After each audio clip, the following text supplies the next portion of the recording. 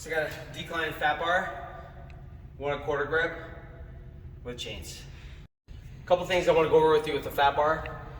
Number one, this is a really big diameter fat bar. The nice thing about fat bar is you're gonna move through less range of motion as a result of it. It works really well for people that have shoulder pain. It's really good for learning the bar path as it has a weird center of gravity. Finding your grip on here is a little bit different. What happens is you're gonna literally kind of have your elbows turned like this. So you still want to focus, you kind of grab the bar like this, so you still really have to focus on turning the elbows in. As always, when you do just your normal grip, you take your thumb to your thigh, come straight up, and then you're gonna adjust in or out a little bit based on your preference. So for me, I know I like my grip right about here, and my grip, you gotta turn in a little bit. So you're holding the bar like this, and squeeze those shoulder blades together, eyes into the bar, arm rack, spin your elbows in a little bit, and then you can go ahead and do the exercise.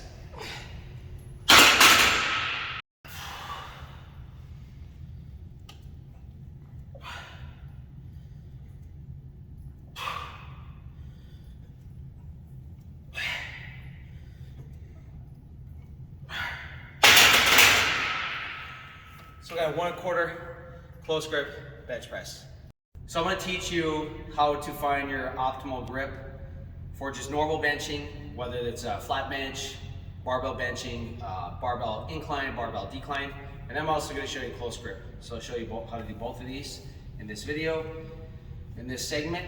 And typically at Higher Power, we typically favor more of a moderate grip. We don't like to go super wide, we don't like to go super narrow.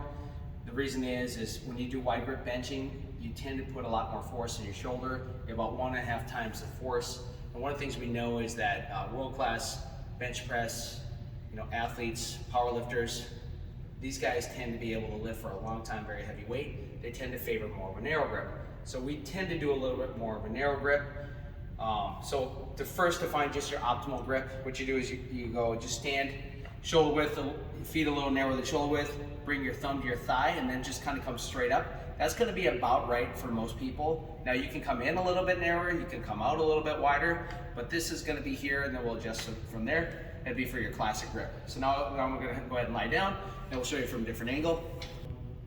So now here's about my width from my thighs. I'm just going to go ahead and go down. And I actually like to go just a little narrower from there. So for me, what I like to do is I like my first knuckle to line up with the bar right there, and then wrap the thumb. And that's one technique. There is another technique you can do too.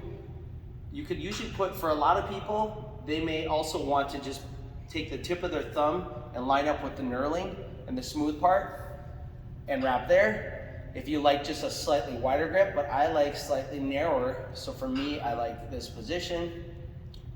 Now for a close grip, typically for most people, we teach 1 finger in or 2 finger in on the smooth. So that's how you do close grip. And then of course, wide grip for me would be out on these rings right here, pinky on the rings. So it's gonna vary based on you, but that's what we found to be best.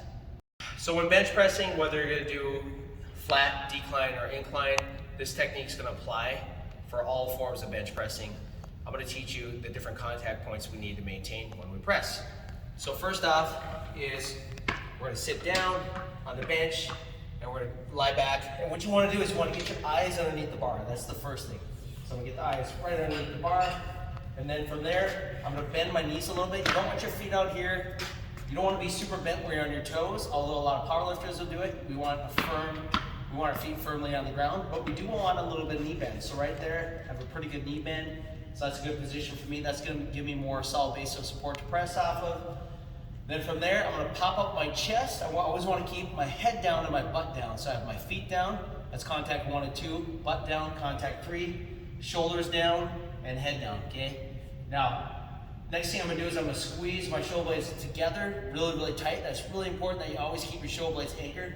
So squeeze together, I'm gonna get my grip, and then from here, I'm gonna press up the bar. If you have a spotter, it's always good to have a spotter on the bench, not only in case you get stuck, but it does save your shoulders. If you're always unracking on your own, it's a little bit harder on your shoulders over time.